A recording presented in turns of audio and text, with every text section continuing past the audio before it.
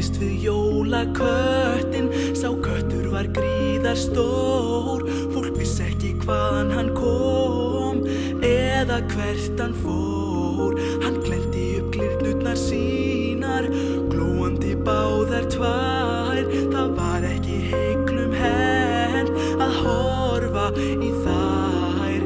Kamparnir beittir sem brotar, upp úr bakinu kryppan há, og klærnar á loðinni löpp var ljótt að sjá. Því var það að konurnar keftust við kamba og vefstól og rokk, og prjónuðu litfaran lepp eða lítinn sokk. Því kötturinn mátti ekki koma og krækja í börnin smá.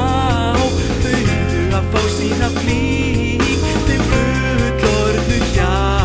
Og einn kvöld var á jólakvöldið og kötturinn gægðist inn. Stóðu börnin bísfellt og rjóð með vögguðinn sinn. Hann veifaði steli við sterka, hann stökk og hann klúraði og blés, og var ýmist uppi í dal eða nes.